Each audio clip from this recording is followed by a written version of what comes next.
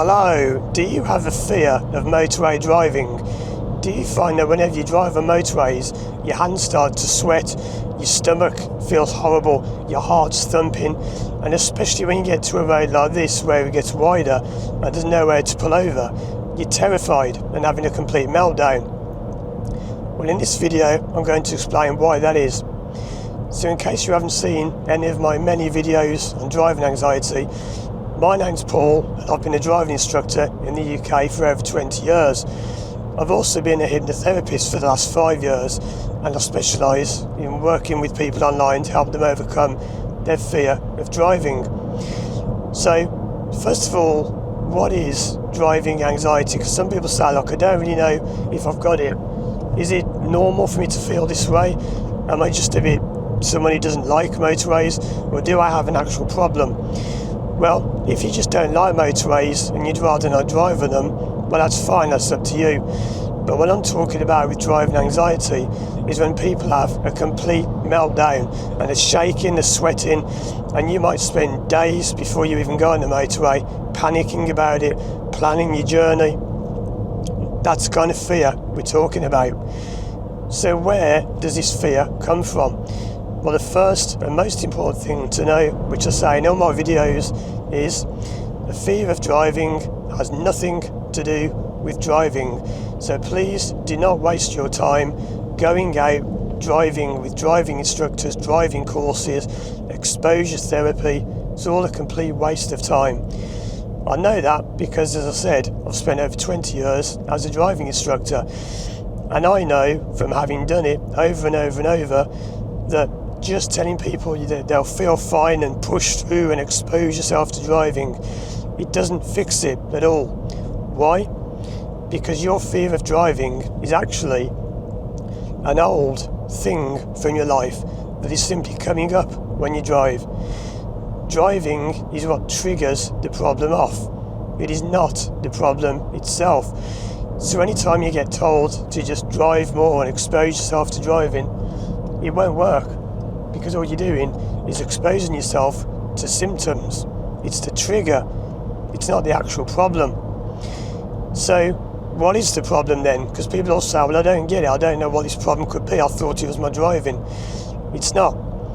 Let me give you some examples of the hundreds of people I've worked with.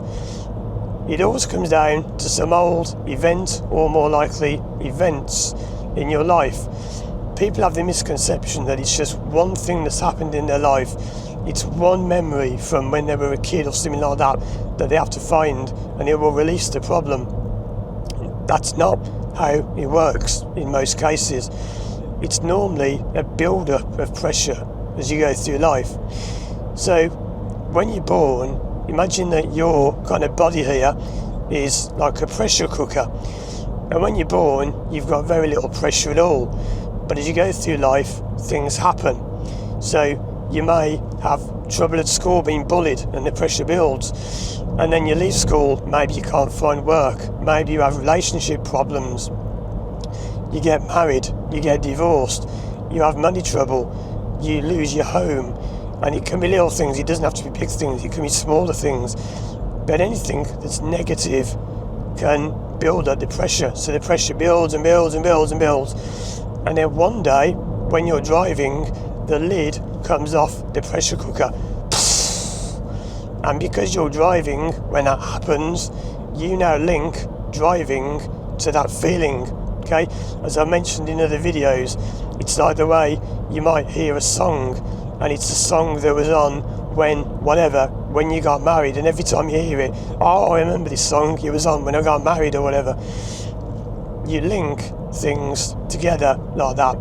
But the problem is that you've linked driving to something which has no place in driving, which is why I say it's got nothing to do with driving. And if you're told to go out and expose yourself, force yourself through, conquer your fear, face your fear, that is from people who haven't got a clue what they are doing. You do not face your fear to beat it, because it isn't a fear. It's an old feeling that's just got stuck, got trapped in driving. So you just have to release it and the problem will go. If you go out and expose yourself to driving, all you're doing is triggering off the problem. You're not fixing anything. So how do you actually fix it then? Well, the way you fix it is you have to release the old trapped feelings, emotions, whatever they are. You have to let them go. How do you do that? Well, the easiest way to do it by far is to take therapy with me, because I specialise in driving anxiety. And you have to understand that if you don't know how the mind works, you've got virtually no chance of fixing this yourself. Yes, people have done it, and yes, I have many free videos online. Go and check them out. I've made about 12 or 13 or something free hypnosis tracks online, but they are quite limited in what they can do, because real therapy is interactive. It is not like people think. You don't just sit there and lie there, and I don't just click my fingers and you go into a big trance and I control your mind and reprogram your mind. It's rubbish. It's nothing to do with any of that stuff. That again is people who don't know what they're talking about. So you find the old memories and you release them, you process them, you work through them, and by doing that, it means that when you drive, even if you think of those memories and all of this happens subconsciously, you won't know you're doing this. People say, well, that's rubbish because I don't know I'm thinking of an old memory. Well, you won't, because it's subconscious. You will have no idea this is all going on. It's subconscious. So you have to go into your subconscious and find what these things are and get rid of them. And if you know what you're doing, like I do, you can often do it in under an hour. I've done it with people in 20 minutes. It is not difficult to fix this if you know what you're doing. If you don't know what you're doing and you just tell people, oh, just force yourself into driving, or lie down, relax, relax, relax, relax, you are walking down a beach and you meet a mermaid and she whispers, you can drive, and the power of the right, all this rubbish people do. It's just people who don't know what they're doing. Real therapy and the way you overcome this problem is actually quite straightforward, but only when you know what you're doing. So I'm going to turn around here and come back up the other way, and you'll see, although the situation in the moment is very similar, there's a situation on the other side of the road where there is nowhere to pull over. And people often say this, as say, look, it feels terrible when I've got nowhere to stop, nowhere to pull over. I feel like I'm in this meltdown and I've got a lorry next to me, I can't pull over there, and it's horrible. So why does that happen? Well, it's because you feel like you've got no escape. But it's not the driving you're escaping, because what you'll probably find is that when you come off the motorway like this, people often say to me, if I'm on the motorway and I come off, instantly I feel fine now, the problem goes.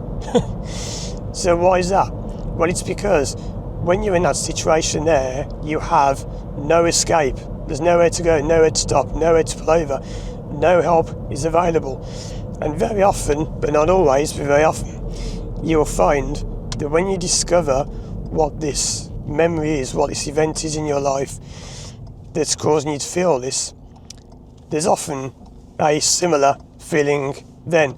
So you may find it's a time when you also felt there was no escape from that situation, but you won't know exactly what this is. I have spoken before, I think it's actually when I came to this roundabout before, about how sometimes there is an obvious link, like somebody I work with who was locked in a cupboard as a child, and that gave them a fear of enclosed spaces, which of course a car is, it's an enclosed space. But there isn't always a link that's that obvious. So you have to find what this memory is, and if you find it, you'll fix your problem, and if you don't find it, you won't fix your problem. It's that simple. But it's nothing to do with driving. I can promise you that, because I've done this over and over and over and over, and not once in all the cases I've ever worked on, which is hundreds, has it ever been anything to do with driving. It just isn't. It's not that. I'm going to get in front of this truck. Again, there, a good example. The road's narrowing and there's a speed limit of 50, which this truck does not look like it wants to stick to. And you might panic like mad there and think, oh no, I'm trapped, I'm stuck. Notice how I'm just not even bothering, and I'm driving on autopilot. I'm not thinking of what I'm doing. I'm just driving. I'm aware of what I'm doing subconsciously. I'm safe. I'm aware. I'm checking. I'm doing everything that I need to do. But that's the thing, is if you've got a fear of driving, you're not doing that. You're driving consciously. Now Loris just helped me out. The one that was being a bit awkward has now blocked everyone behind for me. You see, when you have a fear of motorway driving, what's happened is, when you learn to drive and it's hard at first, that's because you're doing it consciously. You're having to think, press the pedal, move the gear stick, check my mirrors, what did my instructor say? It's really hard to do it like that. Which is why when you're around people who are learning, please always be patient with them, because they're driving consciously. It's very difficult to do. When you're a good driving instructor, you push that knowledge into someone's subconscious in the same way that you walk down the street without having to think, move my left leg, move my right leg, move my left leg, move my right leg. It's just automatic. But when you have a fear of motorway driving, your driving has gone out from your subconscious into the conscious, and you're thinking too much. Like now, there's a lorry behind me still. There are speed cameras all over the place. There are people passing me. Apart from here, there's nowhere to pull over. People I work with would be shaking like mad now, whereas I just have a bit of a cough, hiccup. People are shaking their hands on the wheel. I can't pull over. That's what it's like if you've got driving anxiety, because you feel threatened. I've got a lorry overtaking me. So what? I've got a lorry ahead of me. I've got a lorry behind me who's now going to overtake because they don't want to stick to the speed limit. So what? That's their problem if they want to speed. The speed cameras all down here. They're a lorry driver. If they want to go and lose a job, it's up to them. I'll leave them to him. I can't pull over anywhere. I'm scared. I'm not being sarcastic. I'm not laughing at people who've got the problem. The point is, notice how I'm just being so calm and chilled about it. And this is where people go wrong.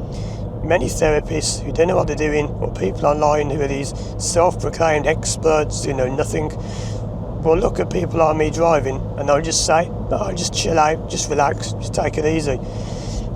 That's what happens after you've fixed it, not before.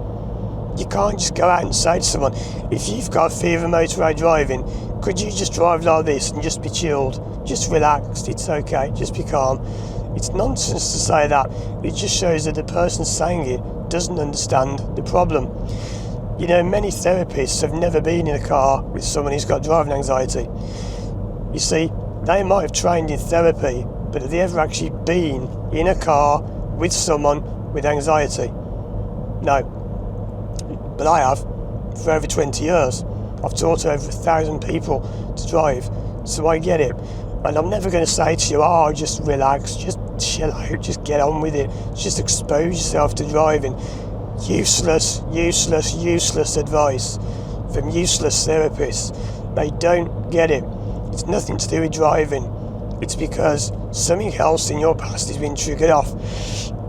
So, release that old event, that old feeling, get rid of it, and the problem will go. And I've had many people who have come to me who've had driving anxiety for 20, 30, 40 years or more. It doesn't matter how long you've had it, because people do say, if I've had it for 10 years, is it impossible to fix? No, because your mind has no concept of time. There is no time in your mind.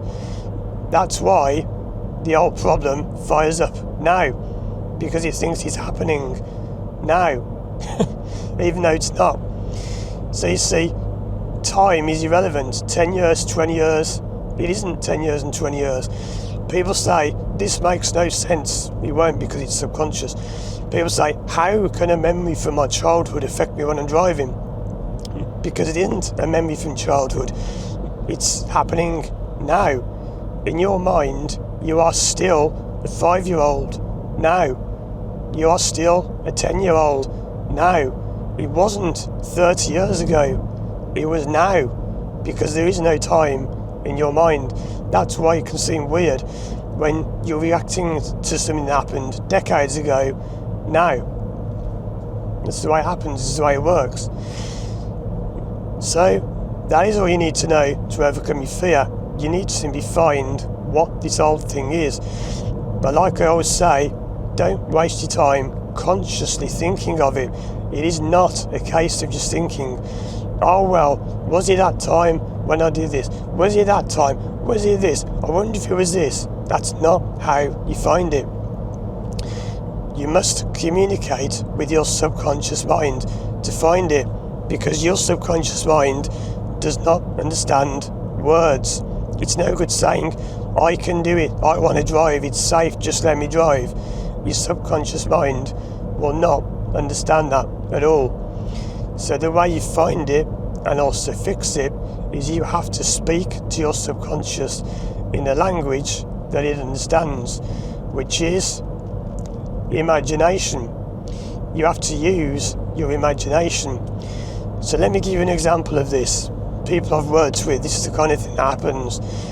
People have said to me, I've got this fear of driving on the motorway, and I say, okay then, what does it feel like to you? And people say, oh, well, yeah, I feel scared or whatever, blah, blah, blah. And I say, okay, I'll get that. But tell me, where in your body is that feeling? Where do you actually feel it? And they might say, oh, well, it's in my stomach. Okay, it's in your stomach. So how does your stomach feel? And I'll say, oh, it feels weird. It feels like I've got a chainsaw stuck in my stomach. A chainsaw stuck in your stomach. So tell me about that chainsaw. How does it feel? And people say, well, it feels weird. It feels like my stomach's been cut up. What colour is the chainsaw? It's blue. Don't know why it's blue with white stripes. Any idea why I just said that? I made that up as I'm going, but why did I say that? Maybe because of blue and white cars in front of me. That's how your subconscious works. You see, you will not fix this. Just going to wait for this thing to pass.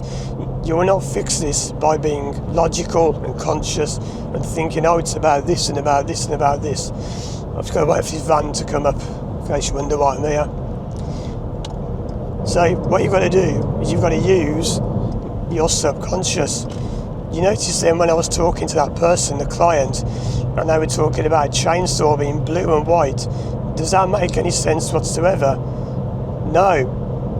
But that's the language your subconscious talks in. So there is no point just sitting there saying, I can do it, I can beat this, I've got this. You haven't got anything, right? You need to talk to your subconscious mind in a language it understands, which is weird. What's a chainsaw got to do with this? Why is it in my stomach? Why is it blue and white? Why am I thinking of that? When you understand that, and you know how to work with this stuff, it's easy. It's like speaking a different language. People go to therapists and they're told, relax, relax, calm down. And it's nonsense. So, that driving's a bit nonsense there. You just cut the other van up. It says don't hug the middle lane, yeah, but don't swerve back even if lower with no signal. So anyway, I'm going to leave it there for now. Check out these other videos of mine on the screen for more help. And if you do want to work with me one-to-one online from anywhere in the world, contact me through my website, firstdrive.com. Thanks for watching, and as always, I'll see you again soon for more videos.